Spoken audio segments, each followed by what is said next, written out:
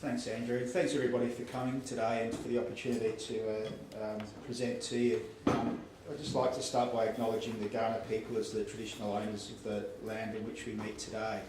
I've been CEO of the LGA for just coming up to 10 months.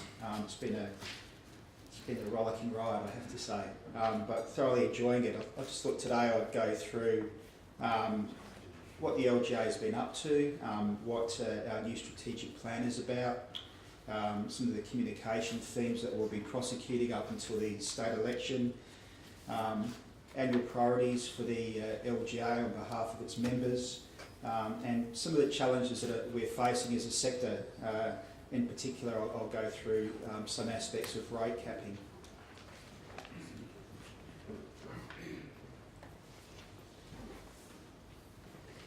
So about the LGA, and this is something that often we just overlook, and I'll get to it a bit later about how we can better connect with elected members, because it's a deficit that we've noticed, or I've noticed since I've been the CEO. We have a draft communications plan at the moment which really does look at better ways for us to engage with elected members. On a day-to-day basis, we are meeting with CEOs, senior administrations. We're running networks for various administrative arms of local government, whether they're communications or governance. Obviously elected members and mayors make up part of our board, and SAROC and MLGG, but there seems to be a real disconnect between what we're doing as an association and you as elected members. So I'd be keen to explore that a bit later on in my presentation. But essentially we are the peak body for local government in South Australia. We're the voice of local government. We provide leadership for councils, representation to state and federal governments and other stakeholders, and we're actually recognised in Parliament in the Local Government Act as the peak body for local government. Another observation I've made since I've been the CEO is just what a big business local government is, and we have a look at it. We have 68 councils who are all members of the LGA. We have 8,700 full-time equivalent employees. We have 10,000 approximately in total, 9,000 volunteers. We manage $22 billion worth of infrastructure, and we have $2 billion of operating expenditure. That makes us one of the biggest businesses in South Australia and one of the biggest employers. So the LGA today, we've completed a new strategic plan, probably a bit difficult to see on this slide, but it is a new, simpler strategic plan which will focus the LGA to assist and advance and advocate for the sector. The key initiatives and strategies were developed and consulted upon with the board, with CEOs and with elected members, and you may remember that we sent something out, a survey monkey with this to all elected members across the state. So again, we're trying very hard to be more consultative with councillors and elected members. I guess of note on this, I was really pleased to see that assisting local government drive economic development has made it into one of our priorities. We've been doing a lot of work in this area. I firmly believe that local government has a key role to play in economic development, whether it's assisting local businesses or local placemaking, or reducing red tape for businesses in our councils, or if it's business and trade missions to Shandong, which we've just had 2 very successful missions in the last 2 years. Let's face it, South Australia's economic position's not great at the moment, and as the sector closest to communities, we are seeing firsthand the impacts of entrenched employment. We get accused by some people in politics of doing too much, or of interfering with the market, with the range of services that we provide, and I reject that. I think that when we see market failure, we inevitably step in as a sector of government, because our role is to help our communities.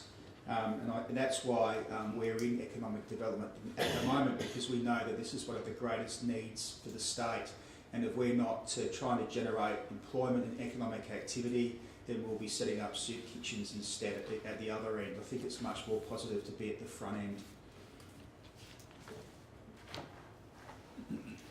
We're also running a number of themes which will sit beneath the strategic plan, and we're trying to impart these themes across everything that we do to try and change the reputation, but the perception of the association and the sector. So the first one is local government as a partner in government.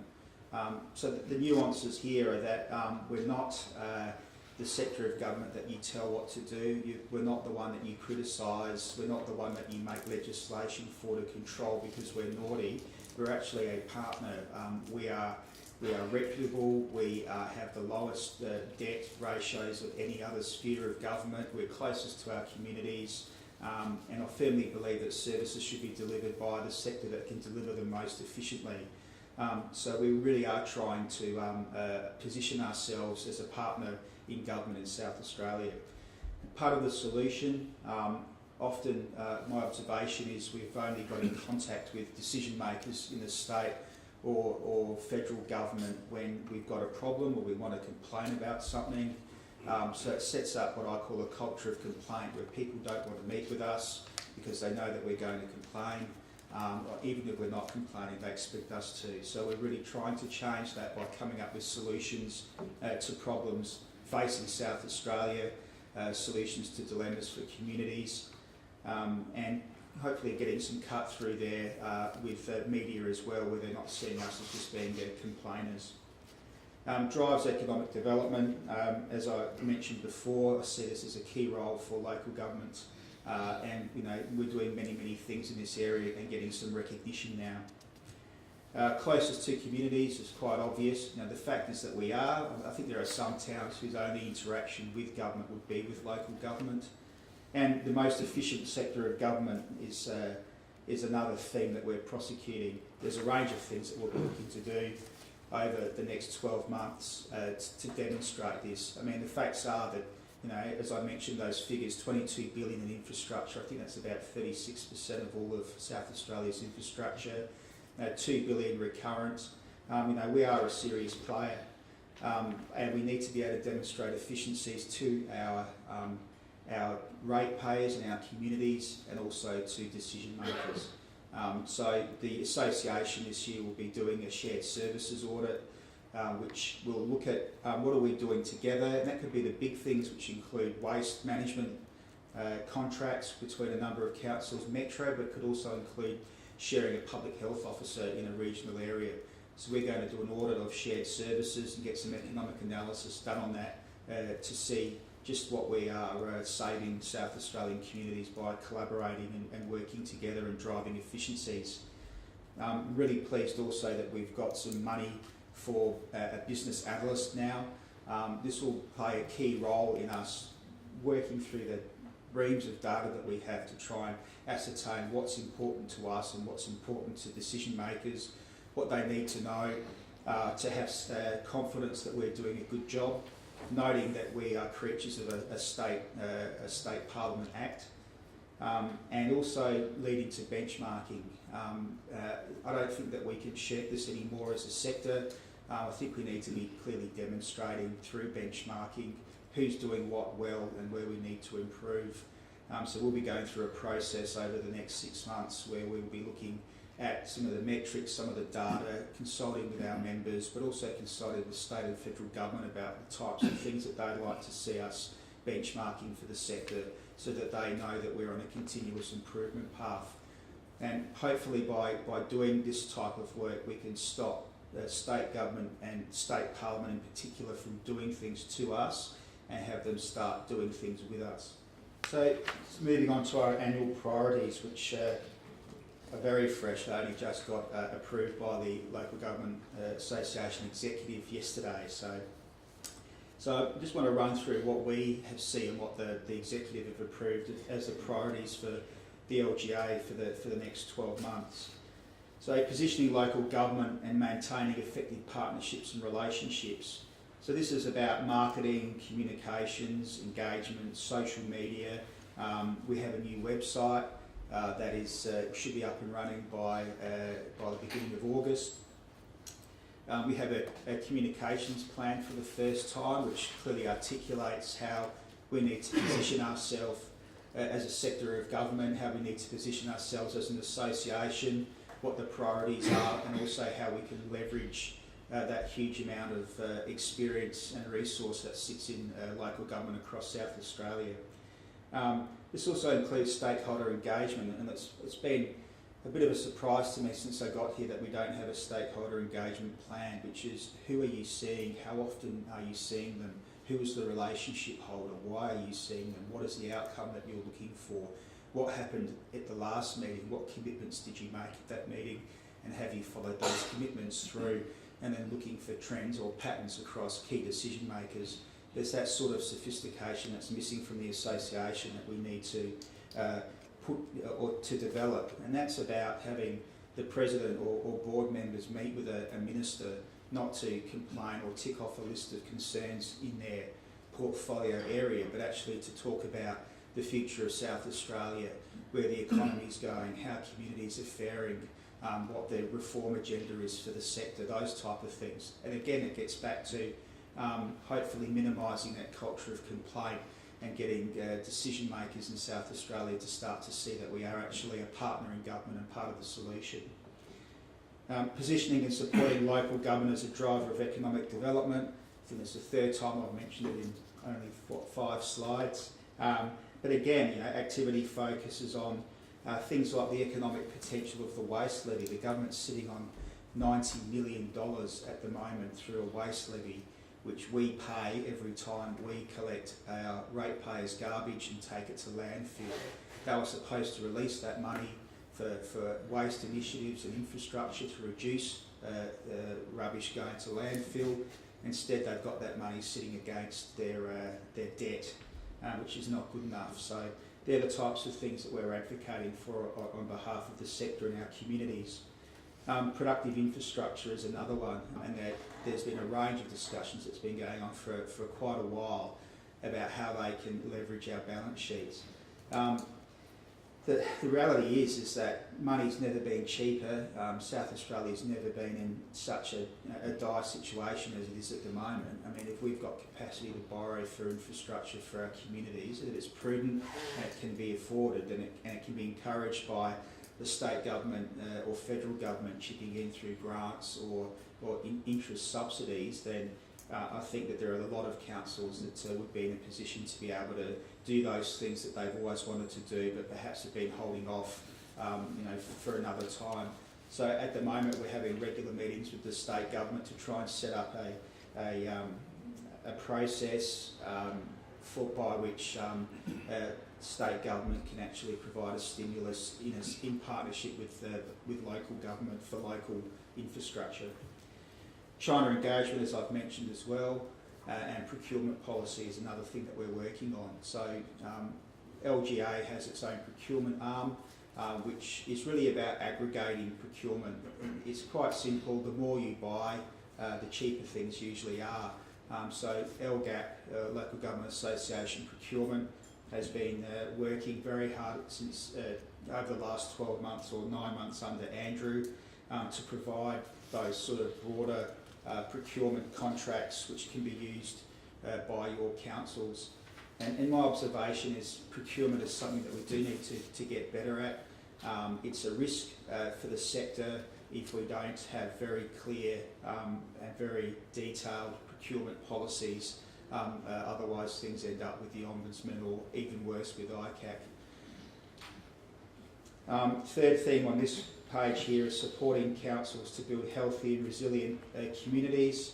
So these are things like the South Australian Health Service Agreement, and also things like LED public lighting, which again is something that's been going for years, which I'm trying to bring to a conclusion.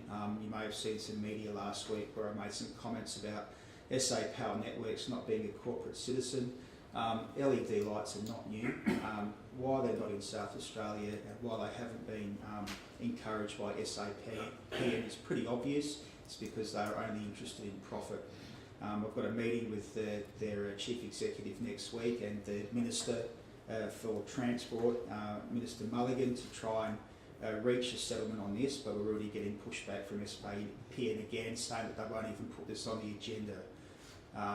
Basically, they owe us $25 million, and they owe the state government $5 million because they've been charging too much. And for them to come out and suggest that they are the solution to LED, I thought was a bit rich the other week. NRM. So another example of a state tax which is either within our rates or on our rates notice. So it's been made pretty clear to us from our sector that they don't want to collect this, and that they think that the increases are ridiculous, particularly in some regional areas, and particularly when you look at the water aspect as well. We've spoken to Minister Hunter, who's rejected our position, which is to remove it from our rates notices. For us to be able to do that, we would need a legislative change. We've been very careful to avoid telling the government how to raise its own revenue. Otherwise, they'll start telling us how to raise ours. So we haven't said to them, go and put it on ESL.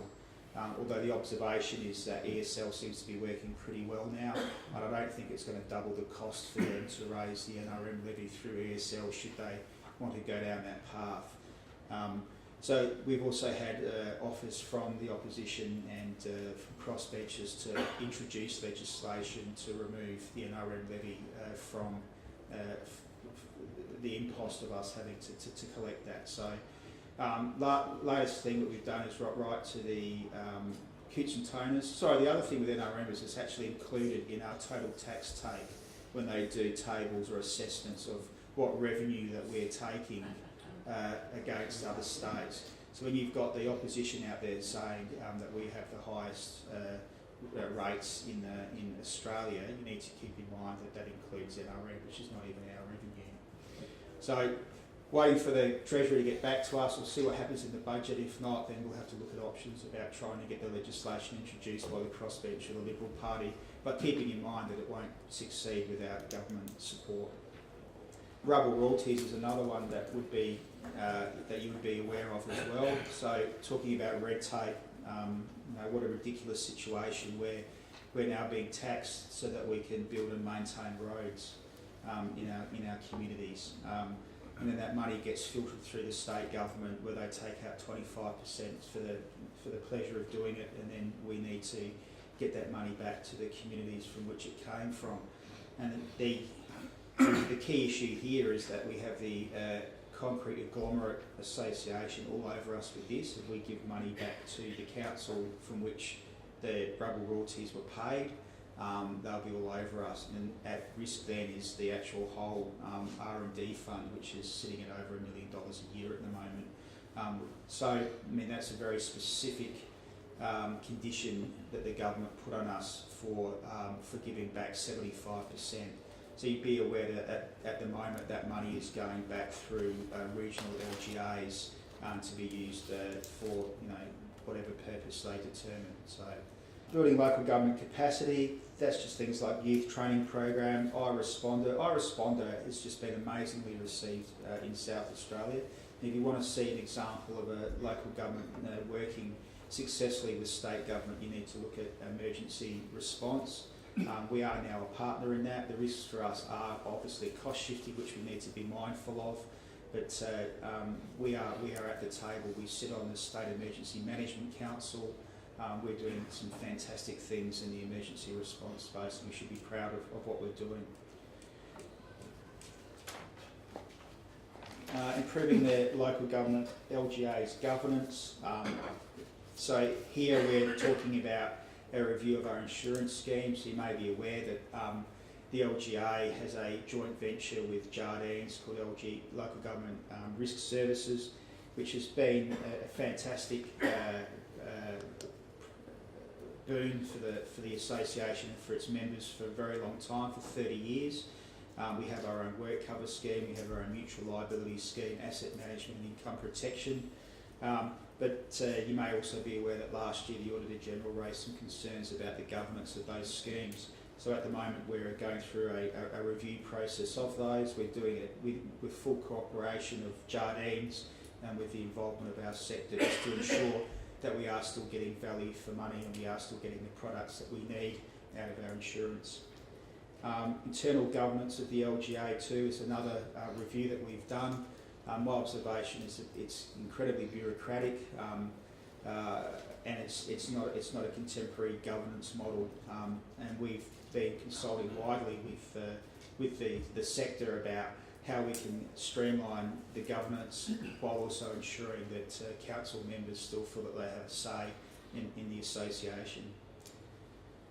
And this is all happening in an external environment of rate capping, red tape reduction, funding for local government, the Auditor General's report, which we need to report on fairly regularly. We've also made some resourcing and structural changes within the association since I've been there. Challenges for the sector. So I've just mentioned a few here. Cost shifting, rate capping and forced amalgamation. So rate capping is probably the big one that we're dealing with at the moment. But there are also other things, for instance, like community housing rebates, where the state government is transferring housing trust stock to community housing providers, and by doing that they get a mandated 70% rebate on their rates. But they also get federal funding. So essentially, by doing this, the state government forces local government and the federal government to fund redevelopment. Now, I know that we're all pretty keen to see redevelopments happen in our councils, and that we do care for disadvantaged South Australians. But what is the issue with this is it's compulsory.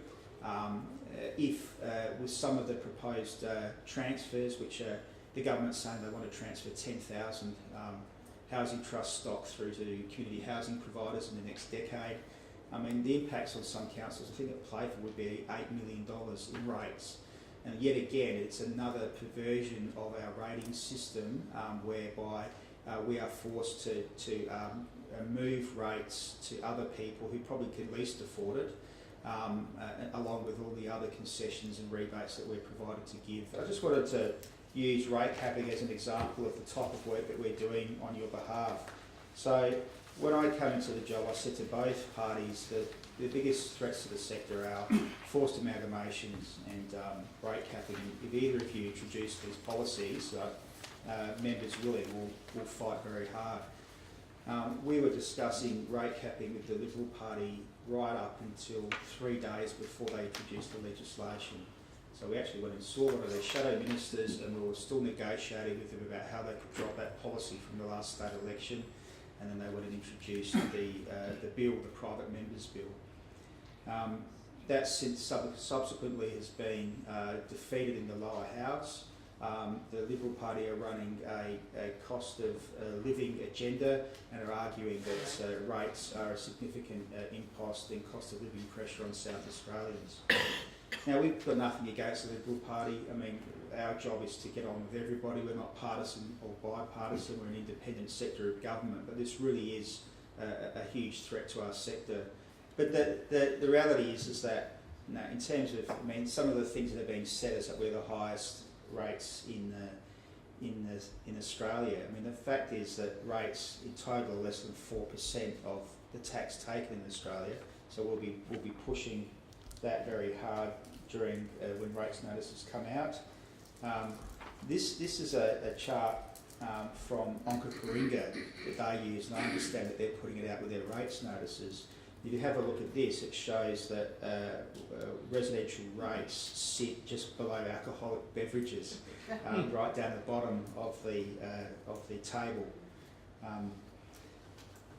So again, and also we've got some data that shows that hardship provisions are actually reducing for councils. So ratepayers asking for assistance through hardship provisions is reducing. We are not the main issue when it comes to cost of living. You know, we're well aware that AGL just tried to put their are going to put up their power prices by 10%. You can see from this graph here that there's a whole range of things that are much more expensive than rates. So just back to rate capping, New South Wales, it's been a disaster. In Victoria, it is at the moment really ramping up in terms of arguing between state and local government. This one here, so it's been put in the media that we have the highest rates in the country. As I've said, our rates include NRM, but this slide here shows that actually local government revenue, we're the lowest government revenue per capita. So that just shows how politicians will take the line and just keep pushing it until you actually show the media that it's incorrect. We're getting a strategy, a campaign up and running now for July, which will just be around awareness of rates. Your rates are less than 4% of taxes. It's the lowest government revenue per capita in the country. These are the services that you get for it. Rates aren't the enemy.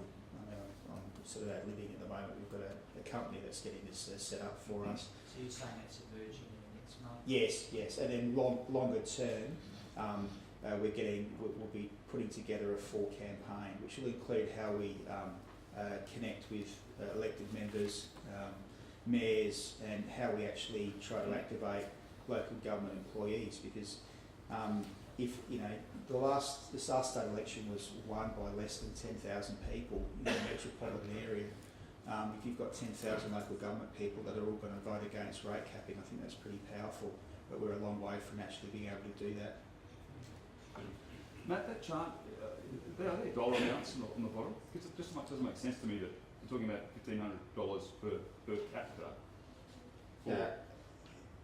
Like this is revenue, so this includes revenue that comes in from state and federal. So including grants and everything. Yes, still even we get the lowest. We get the lowest state government grants in the country, and we get a less financial assistance grants, which includes supplementary road funding than any other state in Australia. So we're already at a huge disadvantage just from those two indices.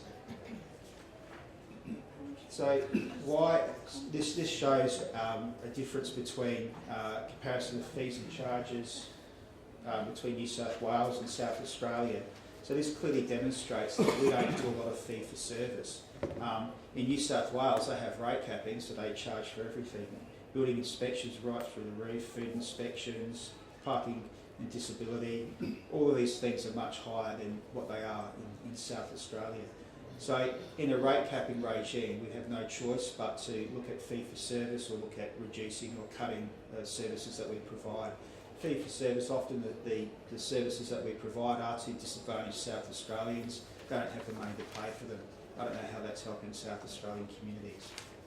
You'll need to raise money through user charges, as they are in New South Wales, increase bureaucratic red tape, which is the fact that you would need to apply to a SCOSA to be able to get a rate increase above what they determine, and obviously reduces local democracy. The services that you provide are provided in consultation with your communities.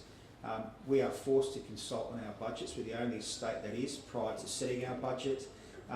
If your community wants a new pool, how are we going to do it under rate capping? They might all want it, but you might not be able to afford it. You've got long-term financial plans which have asset maintenance and asset building in the future, which you'll need to readdress under rate capping. These are all the issues that you'll face, the bureaucratic issues. And I thought this was a very telling quote. So millions of dollars are spent each year by councils and state agencies on preparing, reviewing and determining applications for rate increases, when the actual cost impact of the proposed rate increase is often no more than $1 per week per household. As I said earlier, it has come to my attention that there is we need to connect better with elected members, and we will be trying very hard to do that in the next 12 months as we implement our communications strategy. More broadly, we need to reset relationships with council members so that we can leverage our internal capabilities. I've visited more than half of our councils so far. The resources that we have in our administration, in our elected members, is enormous. We've got people from every breadth of life, every generation. Those are the resources that we need to leverage. We need to reset our relationship with the state government and the parliament, and that's why we're now doing regular stakeholder engagement with the crossbench, with members of parliament, with ministers, not to complain but just to let them know what we're up to. As I said, we'll have a stakeholder engagement plan that we'll be implementing. We must always communicate with respect, with open channels of communication, compelling arguments, sophisticated advocacy, and facts and figures. And I always make it very clear to political parties that what we're doing is not personal. If we like something, we'll let you know, and if we don't, we'll certainly let you know as well. We need to activate the sector and its relevance to our communities, including activating employees to become champions for the sector. So I've spoken about that, but in terms of our communities, how do we activate them so that they are frothing at the mouth every single time somebody says something bad about local government? That is a real challenge, and that's going to take years for us to get there, but they're the sorts of things that I'm looking at very closely now. So we need to demonstrate and promote confidence that we are in charge of our own destiny, that we are on a continuous improvement path, and that we are value for money. And that just leads me to culture. And at the bottom of this slide, you can see the values and behaviours which have been developed by the Local Government Association employees, and I did this before I started. But we're really pushing culture and values and behaviours in the association. In fact, we're even going to ask the LGA board to look at adopting these as part of the board processes. In local government, we can be our own worst enemy. When we disrespect each other, we devalue our sector, and local government values need to translate into our behaviours. That's the fact, that's the challenge that we face as a sector. We don't have strict political parties operating, so it's not he said, she said. Every time one of us gets beat up by the media, it reflects on the whole sector. We need to work at more unity and having a collegiate spirit. They're essential to move our sector forward. Sometimes you've got to ask yourself, well, maybe it's not important to my council, but it might be important to the council next to me, or it might be important to the regional councils or the metro councils. If it's not going to hurt me, then I'm going to support it. So my aspiration is to see values and behaviours developed for all of local government and modelled in our membership. In terms of consultation, the Premier and the Minister Brock are very keen to see us up the ante on how we consult. Again, I think some of it's pushed by ignorance. I've seen some fantastic budget consultation processes. I mean, there's councils doing webinars, there's councils doing YouTube videos, there's councils doing focus groups. We take it seriously, because why would you want to go and land on a budget that everyone's not aware of, and when they do find out, they'll vote you out? I mean, you want to have community involvement, engagement and support of the budgets that you set. But I think the challenge is for us to articulate better what are the methods that we're using to engage with our communities, just not in a budget process, but across a 4-year term, to ensure that they have an understanding and support about the direction the council's taking. Just a quick summary there. I think we've got a really a very detailed picture of Matt's agenda, and it's a huge agenda. I know Matt's well supported by the staff in trying to achieve these things, and also well supported by the board. Support from the members is obviously really key in the unification of the sector to assist Matt and the board implement these great changes that are really going to strengthen and bring the resilience to our sector is really key. You take that back to your councils, and the groundswell begins. So can we thank Matt for his presentation?